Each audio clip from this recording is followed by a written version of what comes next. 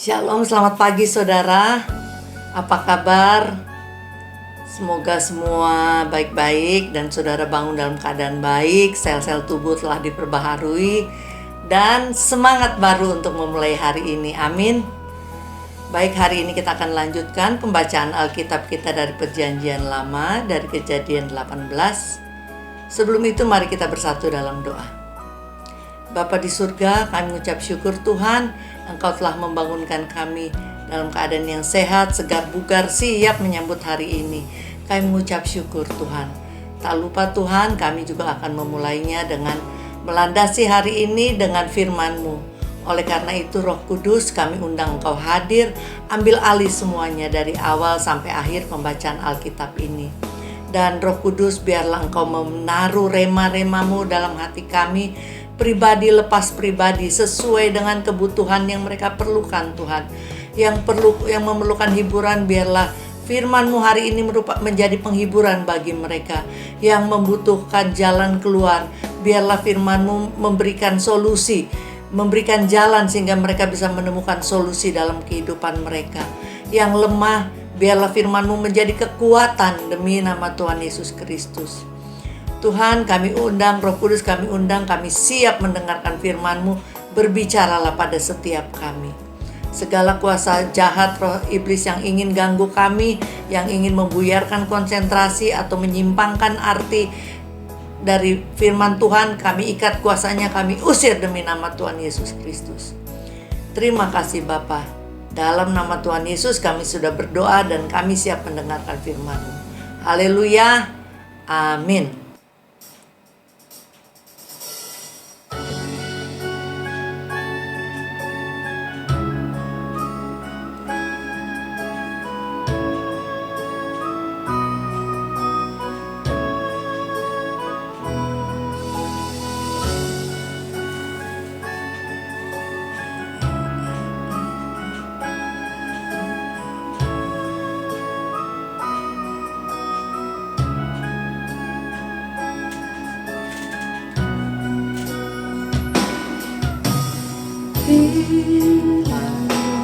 Berita bagi kakiku, terang bagi jalanku. Firman-Mu, berita bagi kakiku, terang bagi jalanku.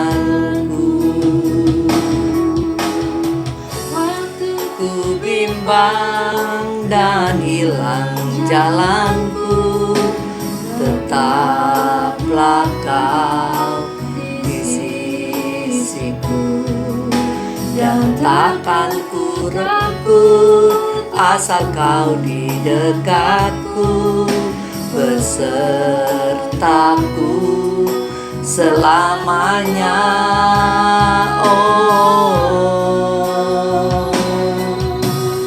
Firman-Mu, berita bagi kakiku, terang bagi jalanku.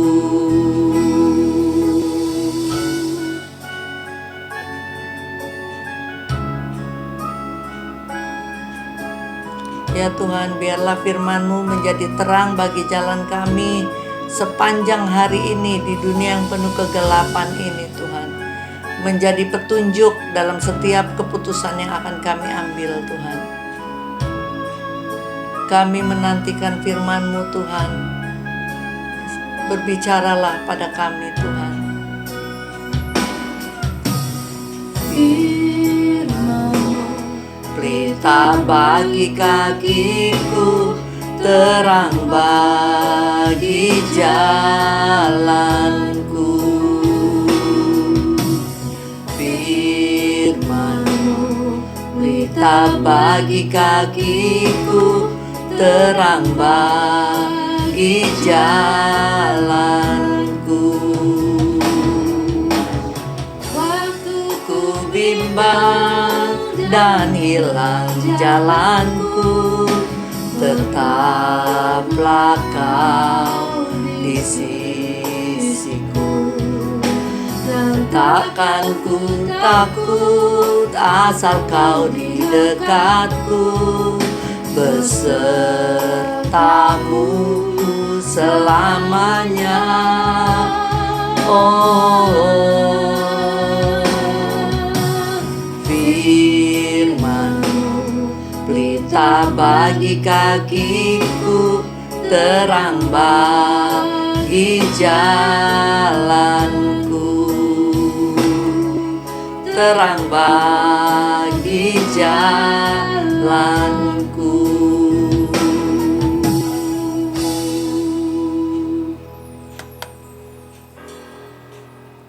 Kejadian 18. Allah mengulangi menjanjikan seorang anak laki-laki kepada Abraham. 1. Kemudian Tuhan menampakkan diri kepada Abraham dekat pohon tarbantin di Mamre. Mamre itu letaknya dekat Hebron. Sedang ia duduk di pintu kemahnya waktu hari panas terik. Ayat 2. Ketika ia mengangkat mukanya, ia melihat 3 orang berdiri di depannya. Sesudah dilihatnya mereka, ia berlari dari pintu kemahnya, menyongsong mereka, lalu sujudlah ia sampai ke tanah. Saudara, jadi siang lagi panas-panas, mungkin Abraham lagi cari angin ya, duduk di pintu kemahnya. Tentunya datang 3 orang berdiri di depannya.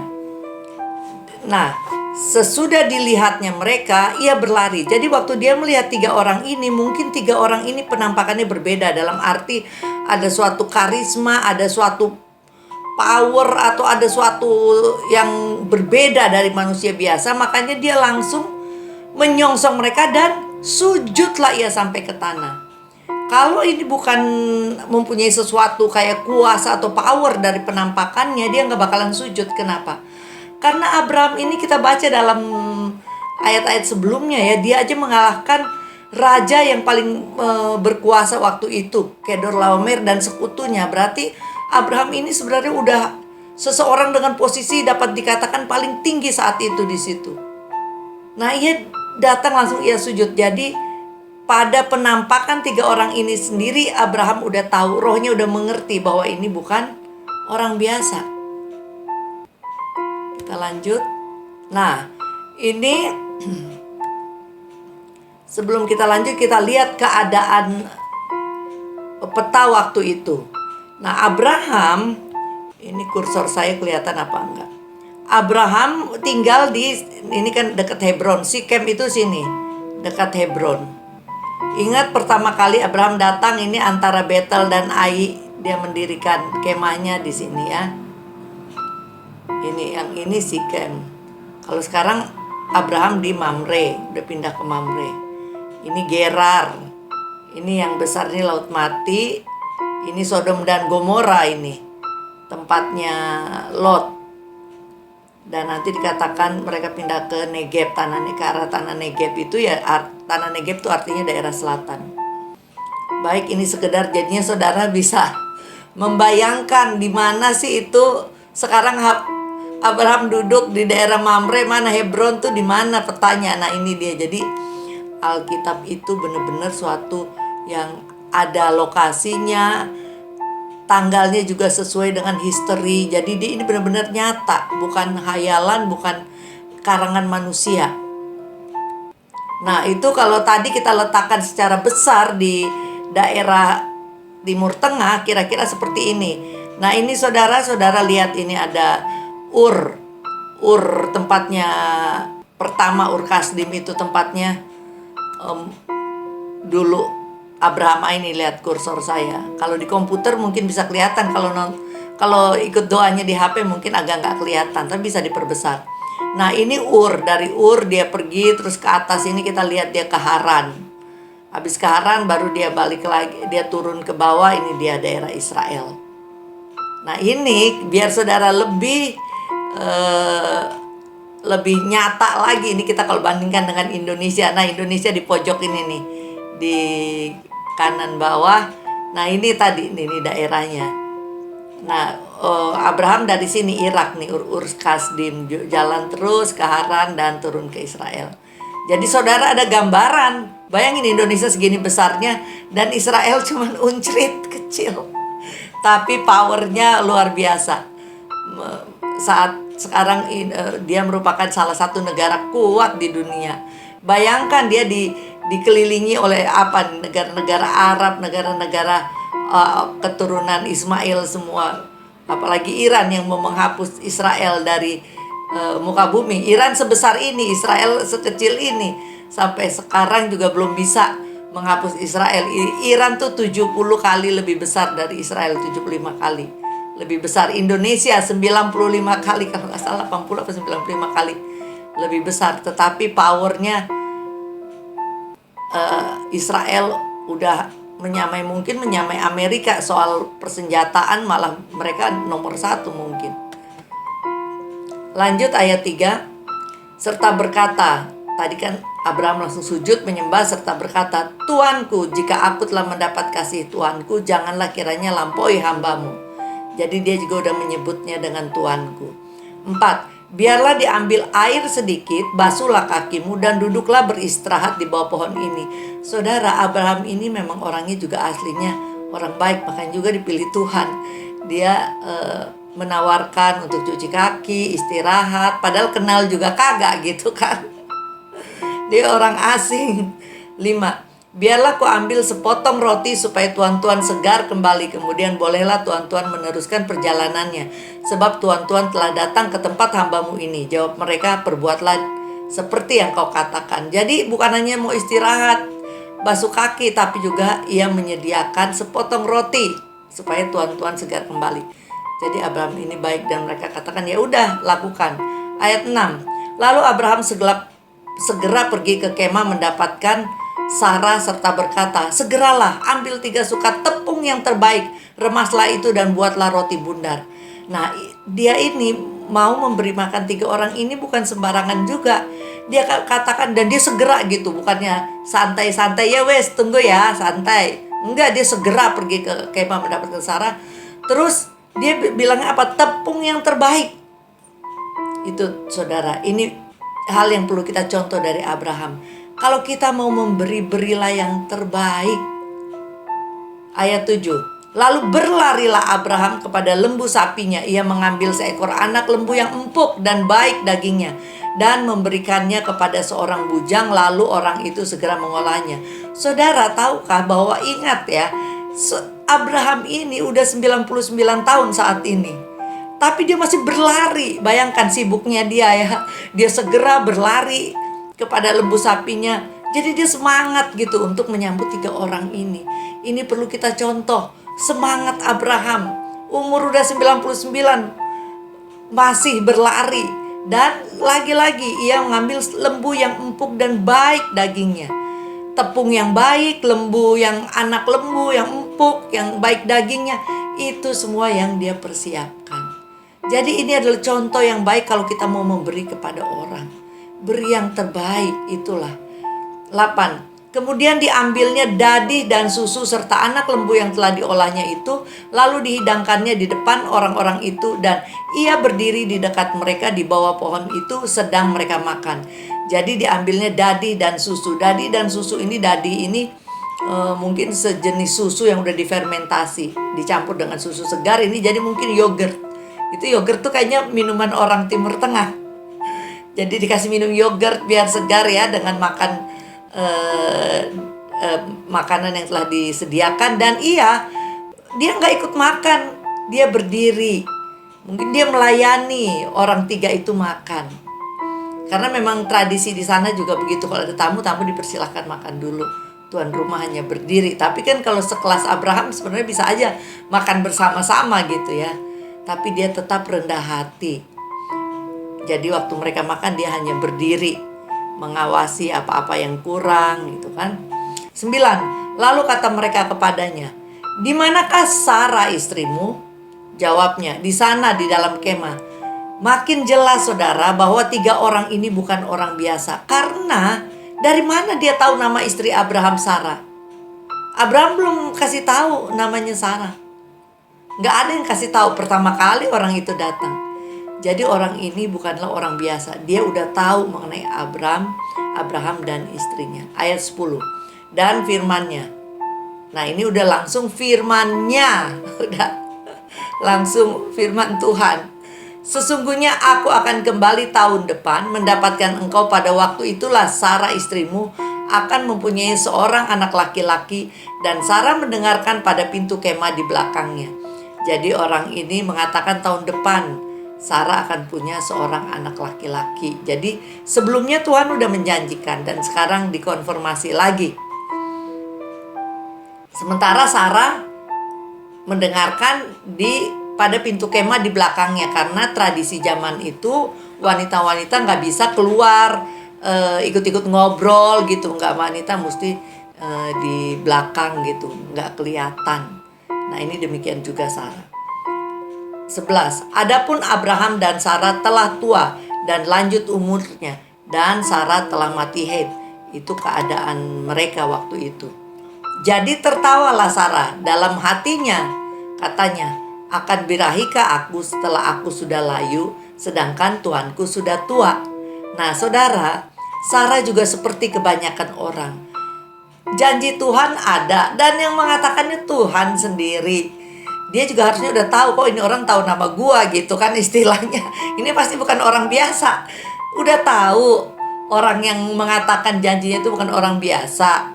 Terus dia sebenarnya udah tahu, tapi dia seperti manusia pada umumnya, dia tetap melihat keadaan dia. Itulah kita, anak-anak Tuhan, kita nggak bisa hidup seperti manusia pada umumnya. Kenapa? Karena kita punya Tuhan yang nggak umum, yang hebat. Kalau kita mau istilahnya capitalize, tapi itu kurang baik kita mau menikmati Tuhan yang hebat, dan maka kita benar-benar harus menjadi anak dari Tuhan yang hebat itu. Cara berpikir kita nggak boleh common, nggak boleh kayak orang umumnya. Kita harus satu langkah lebih di atas, yaitu cara berpikir anak-anak Allah yang dahsyat. Kalau kita cara berpikir kayak orang pada umumnya, ya seperti Sarah ini, malah dikasih janji oleh Tuhan malah tertawa. Karena apa? Karena melihat apa yang keadaannya dirinya. Dia yang udah tua, udah mati haid, suami juga dia udah layu, suami udah tua, itu yang kelihatan. Tapi Tuhan itu, kita kalau memandang Tuhan itu jangan memandang keadaan kita, memandang dari kapasitas Tuhan yang hebat.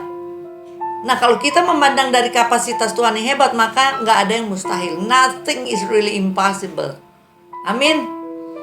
Nah ini dia ayat 13. Lalu berfirmanlah Tuhan kepada Abram, mengapakah Sarah tertawa dan berkata, sungguhkah aku akan melahirkan anak, sedang aku telah tua? Padahal kita lihat ayat 12. Sarah tertawa dalam hatinya.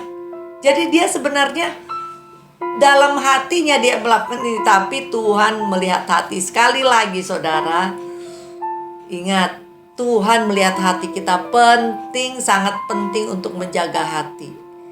Kalau hati kita mau jahat, mau benci, mau marah, mau jorok, mau percabulan apa semua, langsung Tuhan lihat hati. Tuhan, aku nggak mau usir demi nama Tuhan. Jangan pikiran ini, jangan jahat. Tuhan tolong aku untuk nggak jahat, tolong aku untuk nggak cabul, tolong aku untuk apa. Pokoknya kita harus segera koreksi, bersihin hati senantiasa itu setiap waktu. Karena iblis juga setiap waktu taruh damping taruh segala yang jahat yang ini. Lu tahu nggak, dia tuh baru beli mobil baru, kayaknya dia korupsi. Wah kalau kita makan itu dasar korupsi segala macam.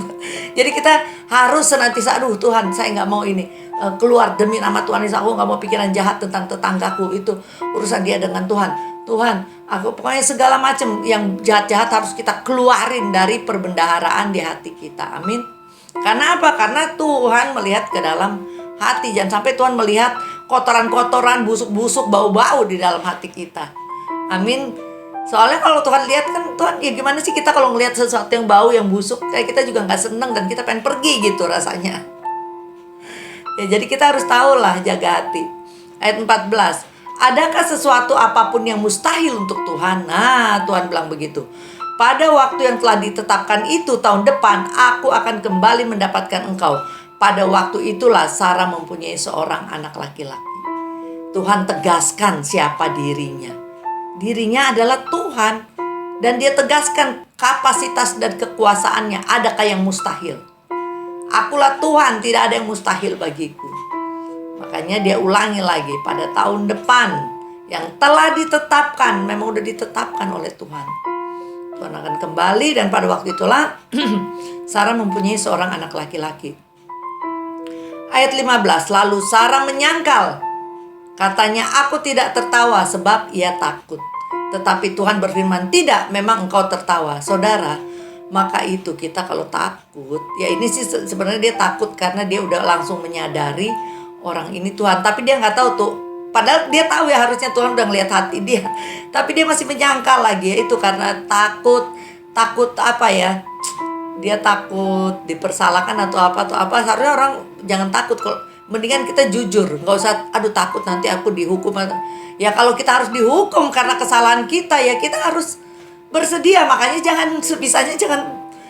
sebisanya hidup benar supaya kita nggak usah takut. Biasanya ketakutan itu karena sesuatu yang ketidakbenaran, ya contohnya Sarah ini, karena Sarah mempertanyakan Tuhan akhirnya, dan itu Tuhan tahu, akhirnya dia ketakutan sendiri dan menyangkal. Tapi Tuhan tegas.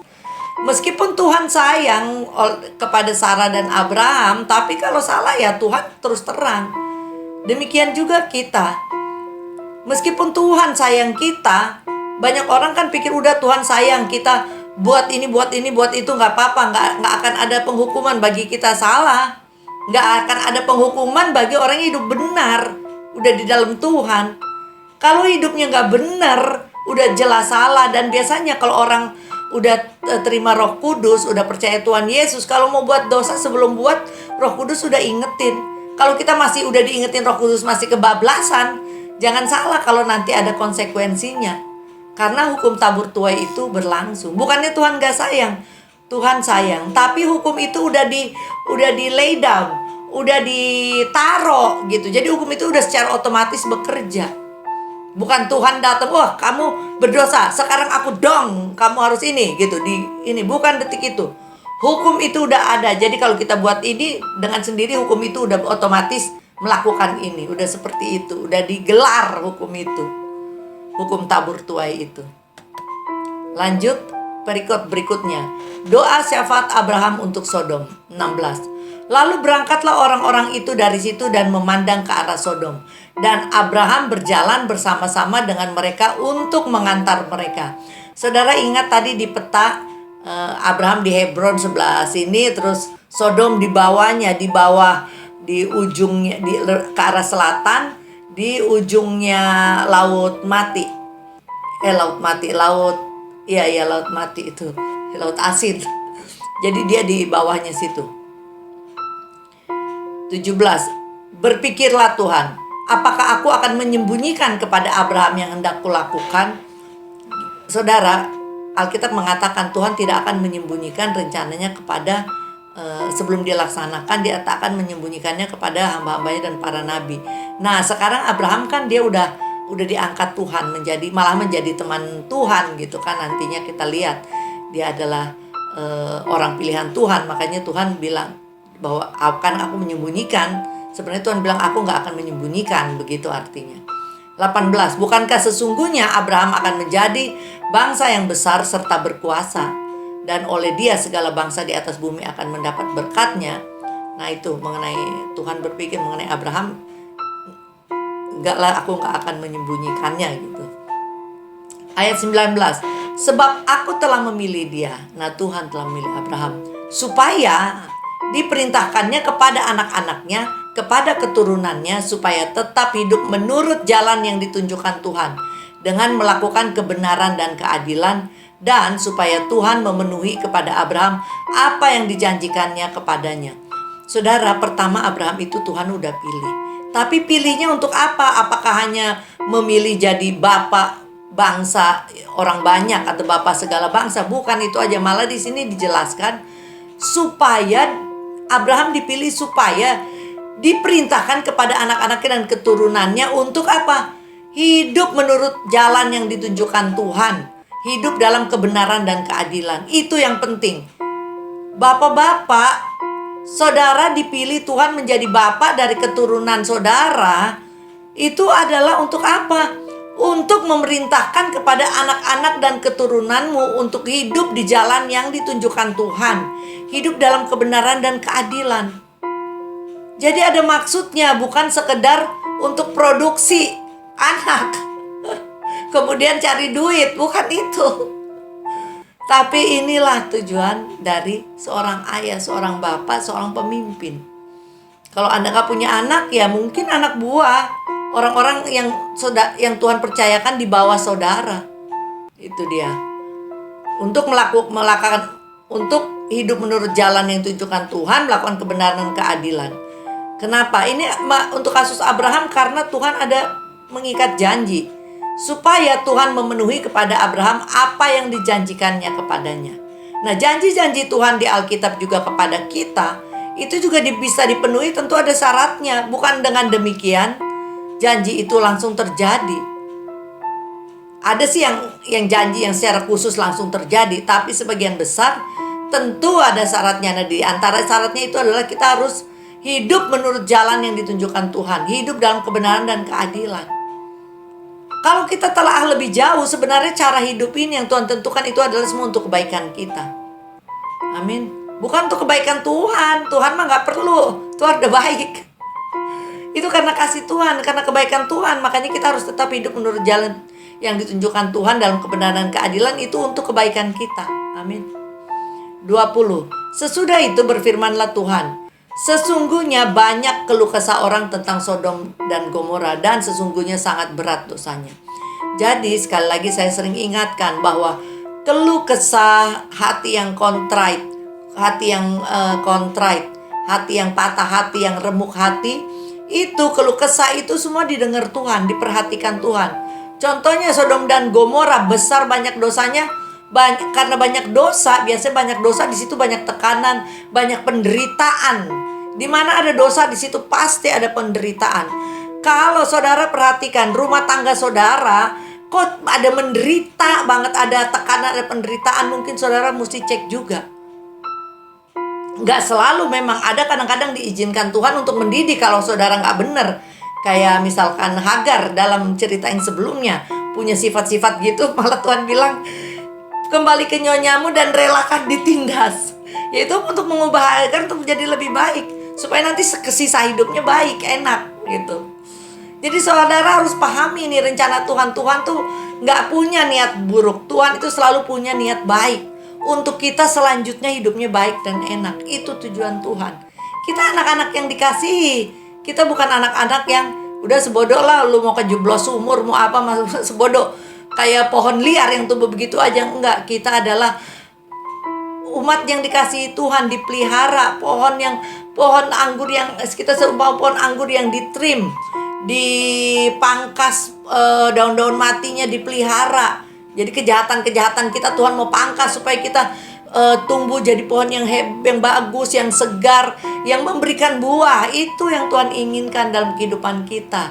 Camkan saudara dan live accordingly.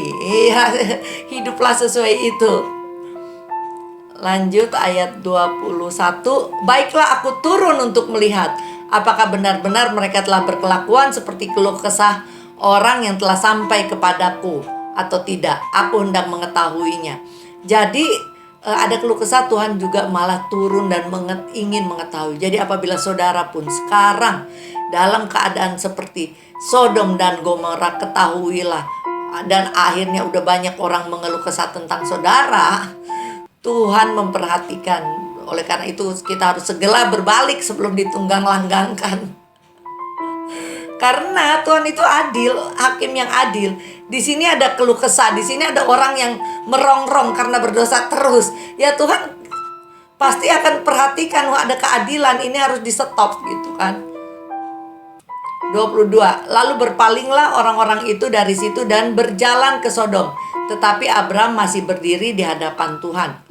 Nah, jadi Tuhan masih ada, berarti kan sebenarnya tuh Allah berdiri di depannya Abraham.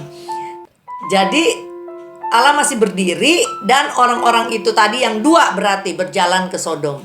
Dan nanti kalau kita baca kitab Sodom, kita tahu bahwa dua orang itu adalah malaikat-malaikat Tuhan. 23. Nah ini jadi sekarang kan tinggal berdua, tinggal Allah dengan Abram. Allah dalam bentuk manusia ya. Kalau nggak salah istilahnya teofani itu. 23. Abram datang mendekat. Jadi tadi mungkin ada Allah dan dua malaikatnya, Abram agak menjauh kan. Karena demikian kita kan kalau sama orang yang besar gitu ya, sama presiden apa kita nggak bisa deket-deket. Dia ada satu batasan, ada satu aura, ada satu apa yang kita kayak hormat gitu, nggak mau deket dia bukan karena kita hormat, jadi kita udah tahu diri kita nggak deket banget. Tapi ini karena dua orang ini udah pergi, Abraham udah dan merasa ada melihat gitu, aduh ini orang udah mau ke Sodom Gomora nih, udah mau eksekusi. Abraham memberanikan diri. Abraham mendekat dan berkata, apakah engkau akan melenyapkan orang benar bersama-sama dengan orang fasik? Jadi Abraham ini juga penuh hikmat. Pertama yang Abraham sasar adalah mengenai keadilan Tuhan. Jadi dengan kata lain Abraham mengatakan ini ada orang benar, ini ada orang fasik di Sodom Gomora. Andai kata ya, apa Tuhan mau samain sama-sama dihukum? Masa orang benar dihukum sama dengan orang fasik? Apa adil seperti itu? Apa gunanya orang hidup benar kalau gitu istilahnya? Ayat 24. Bagaimana sekiranya ada 50 orang benar dalam kota itu? Apakah engkau akan melenyapkan tempat itu dan tidakkah engkau mengampuninya karena ke-50 orang benar yang ada di dalamnya? Jadi Abraham langsung mengajukan petisinya. Allah kalau di situ ada 50 orang benar, apa 50 itu akan dihancurkan orang benar bersama orang berdosa ini. 25. Jauhlah kiranya daripadamu untuk berbuat demikian, membunuh orang benar bersama-sama dengan orang fasik, sehingga orang benar itu seolah-olah sama dengan orang fasik. Nah itu kan, jauhlah kiranya yang demikian daripadamu. Masa akan hakim segenap bumi tidak menghukum dengan adil? Jadi ya di mata Abraham, apabila orang adil dan orang benar dan orang berdosa dihukum sama-sama, berarti nggak adil, karena orang benar nggak layak terima hukuman yang ditujukan kepada orang berdosa. Nah itu pandangan Abraham. Bagaimana pandangan Allah? Tuhan berfirman, jika aku dapati 50 orang benar dalam kota Sodom, aku akan mengampuni seluruh tempat itu karena mereka. Nah, ternyata Allah juga setuju, sependapat dengan Abraham, bahwa orang benar dan orang fasik tidak akan dihukum bersama-sama. Jadi, selama kita hidup benar, kita akan dipisahkan. Jadi saya rasa demikian juga pada akhir zaman nanti. Selama kita hidup benar, kita akan gak mengalami penghukuman terhadap orang berdosa. Kita akan dipisahkan. Amin. 27. Abraham menyaut, sesungguhnya aku telah memberanikan diri berkata kepada Tuhan, walaupun aku debu dan abu. Jadi Abraham terbuka sama Tuhan, aduh saya memberanikan diri nih Tuhan, padahal aku ini debu dan abu. Dia benar-benar, Abraham itu tahu diri, orangnya rendah hati dan tahu diri. Ini contoh yang perlu kita ikuti dari Abraham. 28. Sekiranya kurang 5 orang dari ke-50 orang benar itu, apakah engkau akan memusnahkan seluruh kota itu karena yang 5 itu? Firman-Nya, aku tidak memusnahkannya jika kudapati 45 di sana. Jadi Abraham bernegosiasi dengan Tuhan demi orang-orang berdosa. Jadi perantara untuk orang-orang berdosa. Minta belas kasihan Tuhan. Demikian juga kita harus menjadi perantara antara Tuhan dan dunia yang berdosa. Kita minta belas kasihan Tuhan, kasihan dunia yang berdosa. Tuhan, kirimkan Roh-Mu supaya mereka, orang-orang berdosa, get convicted dalam hatinya, dalam suara hatinya dinyatakan berdosa dan bertobat. Akhirnya mereka bertobat dan hidup benar.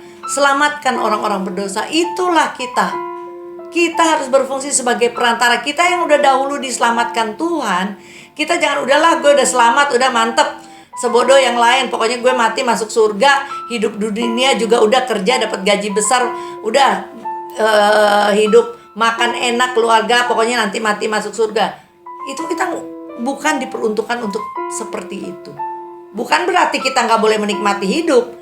Kita harus menikmati hidup karena Tuhan berikan kehidupan ini untuk dinikmati, bukan untuk ditangisi.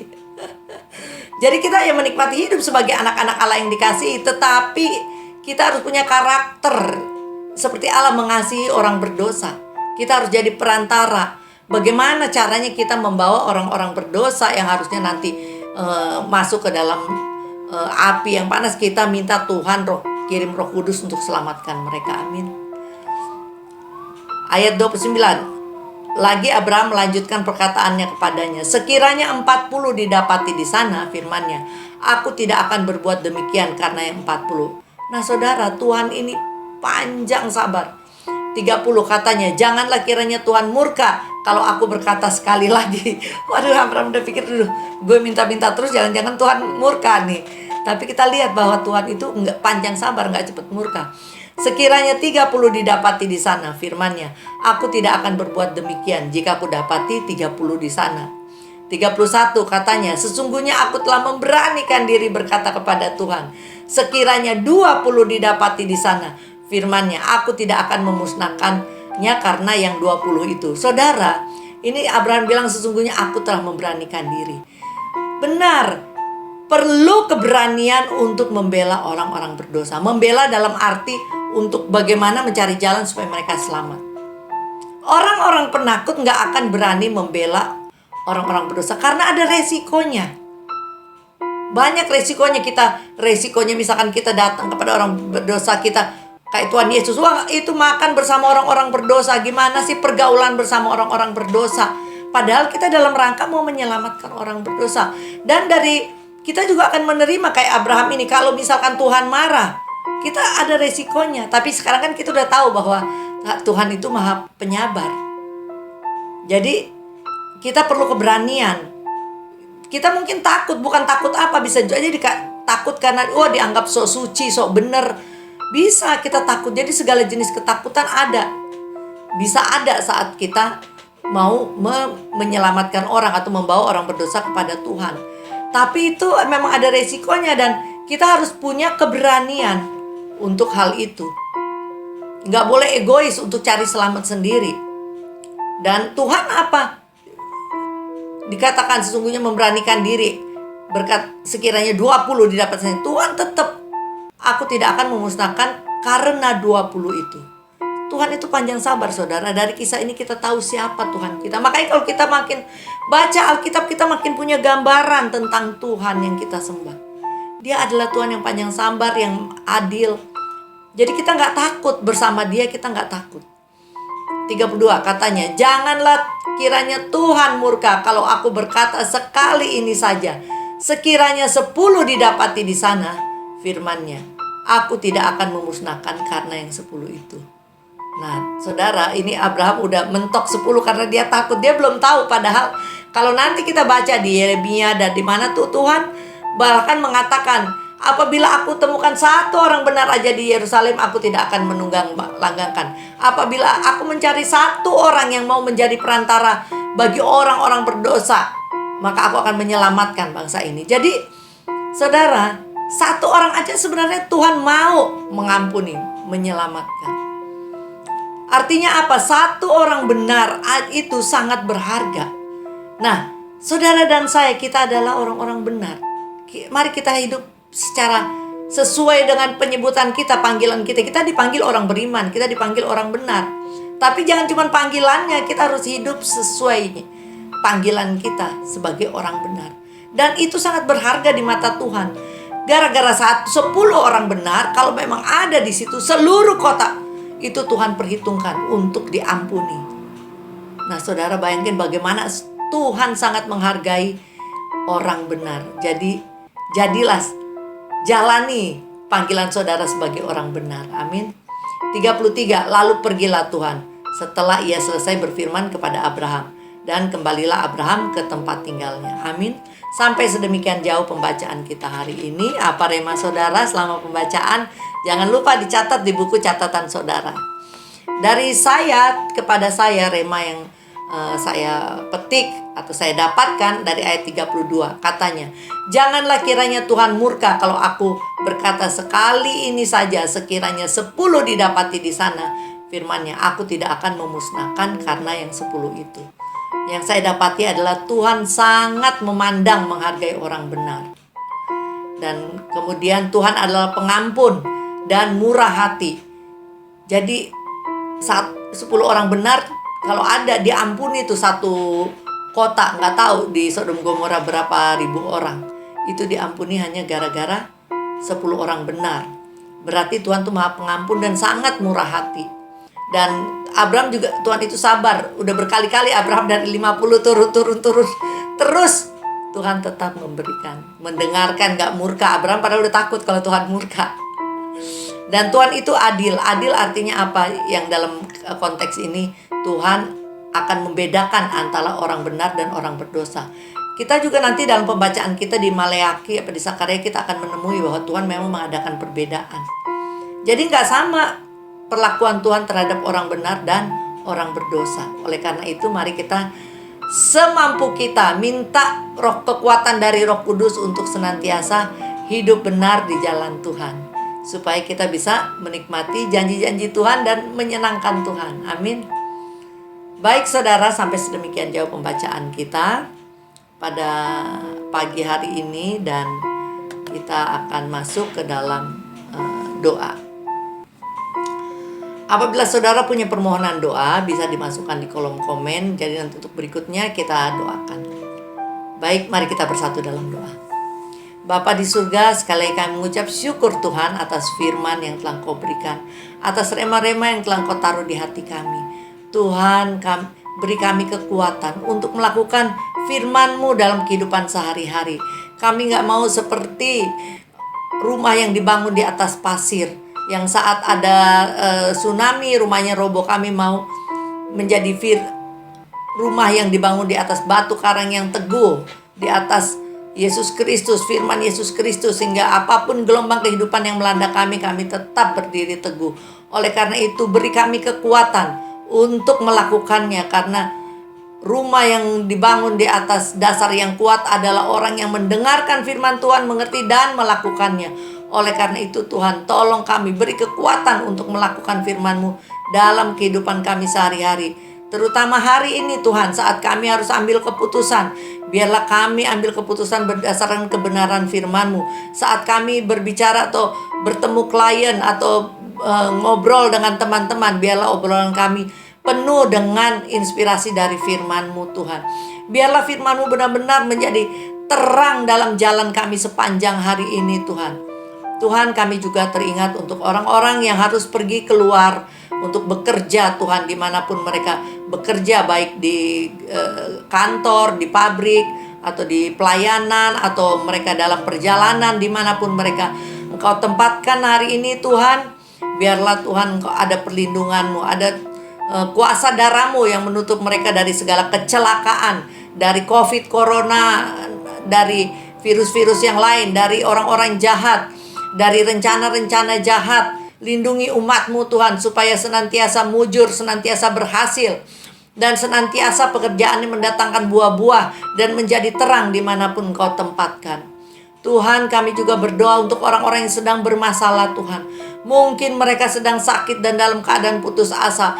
Dalam nama Tuhan Yesus, hari ini Tuhan Engkau jamah sakit penyakitnya, dari kepala sampai ke tumit, dimanapun itu sakit penyakitnya. Tuhan jamah, sembuh demi nama Tuhan Yesus. Sakit penyakit aku perintahkan keluar dari umat Tuhan demi nama Tuhan Yesus Kristus.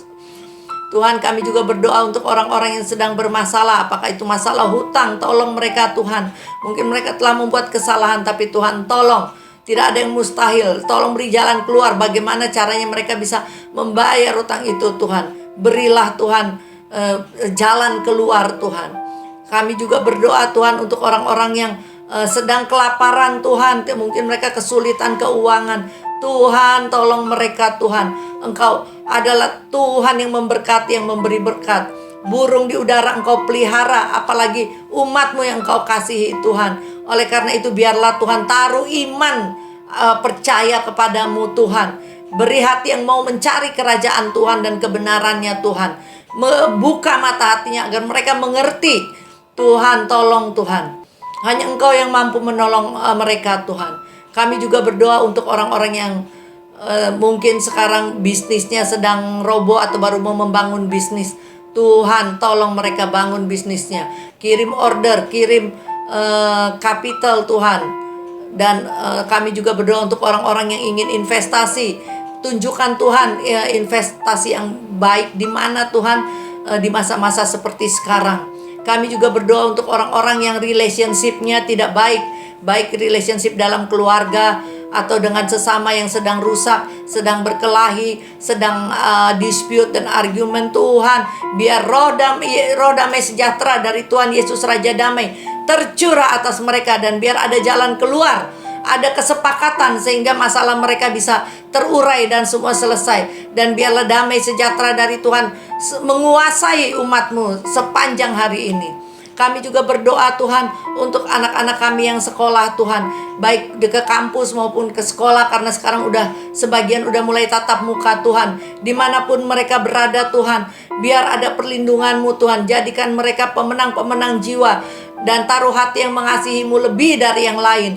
Jauhkan mereka Tuhan dari segala narkotik, dari segala kecanduan, addiction, judi, rokok, pornografi. Jauhkan dari pergaulan yang salah, pergaulan bebas. Jauhkan mereka dari yang jahat, jauhkan daripada semua yang tidak berkenan kepadamu Tuhan. Tapi bawa mereka mengasihi-Mu dan menjadi terang, trendsetter anak-anak Tuhan dimanapun mereka berada, sesuai dengan janji-Mu bahwa anak-anak orang benar akan menjadi anak-anak yang perkasa di muka bumi ini. Biarlah itu terjadi untuk anak-anak kami, untuk mendirikan kerajaan-Mu di dunia ini, terutama di akhir zaman ini Tuhan. Kami berdoa secara khusus juga untuk orang-orang yang baru di fired, berhentikan dari pekerjaan. Tuhan, beri mereka pekerjaan yang baru, yang lebih bagus dan terbaik daripadamu. Segala interview yang telah dilakukan Tuhan, biarlah mereka mendatangkan hasil, dan interview yang akan datang, dalam interview Engkau tolong supaya mereka bisa menjawabnya dengan baik. Semua yang terbaik biarlah Engkau berikan Tuhan untuk mereka Tuhan. Terima kasih Bapa. Ampuni dosa dan kesalahan kami. Kami serahkan seluruh hari ini dalam tangan pengasihan-Mu. Biarlah kami hidup berkenan kepadamu sepanjang hari ini. Demi nama Tuhan Yesus kami berdoa dan mengucap syukur. Haleluya. Amin. Saudara, mari kita terima berkat Tuhan. Kiranya kasih dari Bapa kita di surga, damai sejahtera dan kemurahan dari Tuhan Yesus Kristus, persekutuan, bimbingan, dan pimpinan dari Roh Kudus kiranya menyertai saudara sekalian dari saat ini sampai Maranatha. Tuhan Yesus memberkati. Amin. Baik saudara, selamat beraktivitas. Tuhan Yesus memberkati. Immanuel, sampai jumpa besok pagi untuk yang ikut pembacaan Perjanjian Lama, dan sebentar malam jam 9.30 untuk yang mengikuti Perjanjian Baru. Tuhan Yesus memberkati.